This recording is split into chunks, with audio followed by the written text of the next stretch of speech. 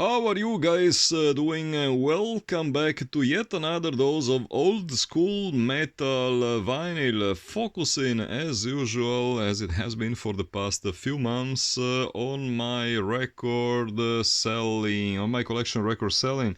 My cat is deciding to star in this episode too, and he's probably willing to get some attentions, but no, he's not gonna be part of it. Yeah, I mean, feel free to do your own shit, but please let me record this one.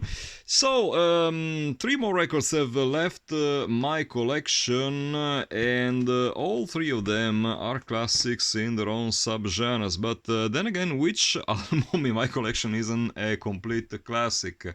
I will start off with the one that actually sold for the least, which is ironically, I mean, my humble opinion, this the very best one of the lot, which is Electrocution Inside the Unreal. Now, this LP is possibly the strongest death metal released by an Italian band. Mind you, Italian death metal has never been really like... death metal was never really the strength of the Italian metal scene. I'm Italian, so I have a pretty decent insight on what's going on down here. But this record was kind of an exception, and to my knowledge might as well be the first second wave death metal LP released. By that meaning, you know, the LPs that came out in the early 90s, so I'm not considering Necrodeath, Bulldozer, and those other proto-death metal bands that used to be popular in the mid or early to mid 80s. What to say? Electrocution, really solid record. If your heart beats for Sepultura in their Arise / Beneath the Remains days, as well as the first two D-side records, you will absolutely fall in love with this LP. It's a minor classic in the history of the genre. Now, I wouldn't call it like the record that will probably change my opinion on our local scene. It's a solid release. Probably not reinventing the wheel, but yeah, I mean, at the end of the day, it's just about the heaviness of the music that matters, and this record absolutely delivers. The reason why I sold it, as usual, money. You know, like I got an offer, which once again was too good to be turned down. A few more words to be shared concerning this release. There was like, there is actually the second ratio, which was released, I think, 5 years ago on a label whose name escapes me now, which totally butchered the original artwork. I really don't understand why the new label that took care of the reissue felt the urge to, change and alter the original artwork, which is absolutely marvelous the way it is, and so yeah, as usual, ratios just fuck up the original intentions.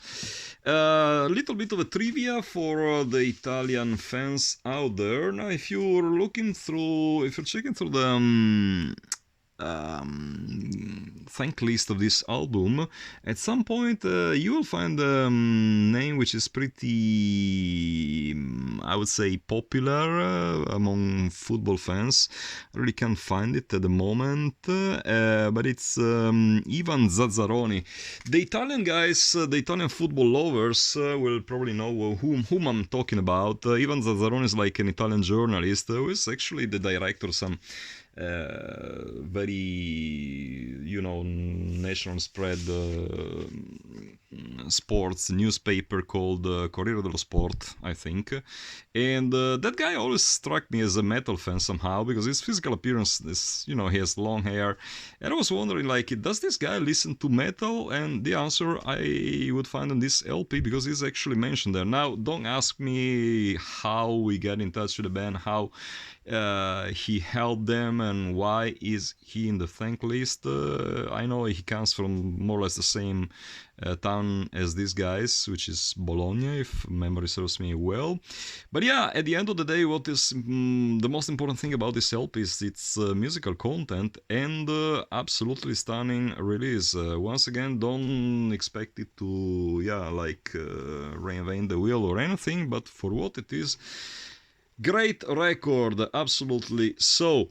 Next up, Root, the Temple in the Underworld. Now, it took me quite a lot of time to actually sell this LP because, like, it's not no, it's not in perfect conditions. It is actually water damaged. That's why it was rated as a G plus on eBay, on discogs.com, I stand corrected, which is where I ended up selling it. A lot of guys inquired about it, asking me for pictures, and somehow everyone is obsessed with, records in perfectly mint conditions.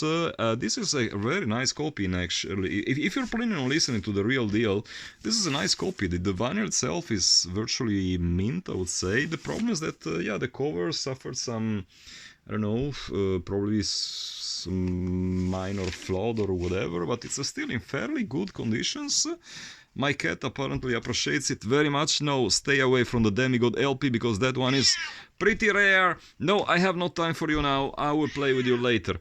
As you probably know, if you follow this episode, if you follow this channel, I lost all my respect for this band because of like some beef I had with one of their members who happens to be not just a COVID negationist, but also an homophobe as well. We had like some minor Facebook, I would call it minor. I mean, calling it minor would be an understatement, but yeah, it was nothing really serious. Like, he ended up calling me the F word, and that is, like something that really gets on my nerves. A lot of you guys have been asking me, why did you decide to get rid of your black metal collection? Well, one of the reasons, and perhaps the main reason, is that I no longer stand their views. I mean, I really don't need, as an anti-fascist dude, I really don't need their fucking stupid Nazi bullshit in my house. I really don't need anything that reeks of nationalism in my house, whether it's books, whether it's music. And as such, this record had to go.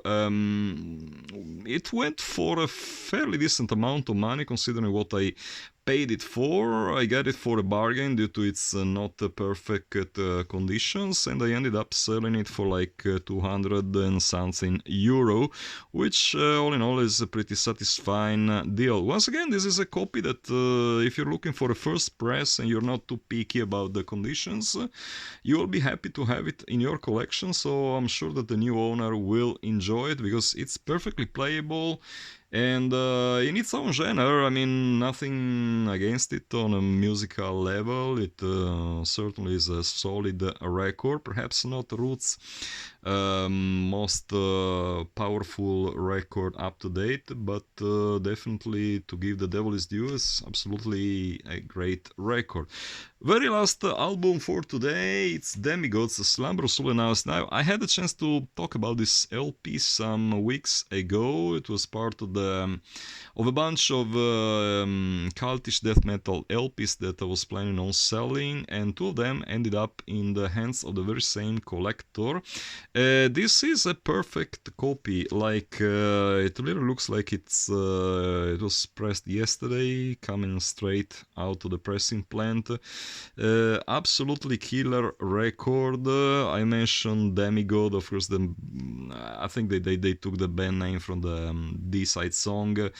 Nothing really else that I could add concerning this release, other than that, the reissue that you can find in the stores, assuming it's still available. It once again doesn't deliver. I mean, they completely changed the colors of the original pressing, which I really don't know. I'm out of words to discuss my disdain for the labels who always feel the urge to somehow improve their labels. If something ain't broken, just don't fix it. I mean, what's the problem with this LP? It looks absolutely perfect. Like, what else do you need? It sounds perfect, looks perfect. I really don't see what's the point in coming up with something, with trying to trying to improve something that is already perfect. So I guess that my English today sucks big times. That's probably because I'm back from a rather tiring Halloween weekend, which brought me through Budapest all the way to London, where I attended a couple of dedicated parties. And so, yeah, that explains my terrible English, which I hope you will excuse me for. As usual, I close every episode of mine reminding you that if you're looking for any kind of vinyl in the death black metal field, especially in the black metal field, of course, because that's the subgenre that, as I mentioned several times, I can no longer stand, just feel free to get in touch with me. My Excel file of the records that are still left with me can still be obtained. Just feel free to write me at my usual email account, oldschoolmetalvinyl@yahoo.com. Prices are negotiable within certain limits. As you can see, I'm selling quite a lot of records, which means probably my expectations in terms of money are not all that greedy. With that being said, until the next episode, just wishing you guys a happy Halloween in case I haven't yet. It's kind of delayed wishes. Until the next time, keep it loud and heavy.